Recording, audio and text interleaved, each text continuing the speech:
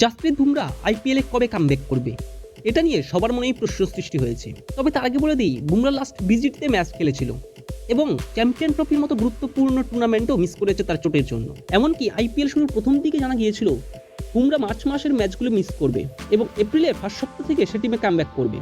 কিন্তু আজকে নতুন রিপোর্ট এসছে।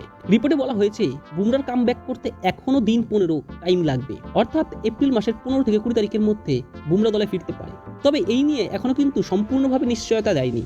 একটা আনুমানিক ডেট দিয়েছে যে বুমরা এই 15 তারিখের পরে সে ক্লিয়ারেন্স পেতে পারে। এছাড়াও আইপিএল এর পরে যে ইংল্যান্ডের বিরুদ্ধে টেস্ট সিরিজ রয়েছে, সেখানেও কিন্তু বুমরা সবকটা টেস্ট ম্যাচ খেলবে না, ম্যাক্সিমাম সে 2টো ম্যাচ খেলতে পারে। সম্পূর্ণরূপে চোট ক্লিয়ার না হলে বিসিসিআই বুমরাকে মেডিকেল ক্লিয়ারেন্স দিতে রাজি নয়, কারণ বুমরা ক্রিকেটে ভারতের ন্যাশনাল ট্রেজারি। তো তাকে চোটের কারণে সবসময় গুরুত্বপূর্ণ ম্যাচগুলো মিস করবে, এটা তো হতে দেওয়া যায় না। এর জন্য তার চোটটা সম্পূর্ণরূপে ক্লিয়ার করে সে যেন খেলতে আসে তার ব্যবস্থা করছে বিসিসিআই। কিন্তু গুড নিউজ হচ্ছে বুমরা ইতিমধ্যেই বোলিং প্র্যাকটিস শুরু করে দিয়েছে, তবে তা লিমিটের মধ্যে।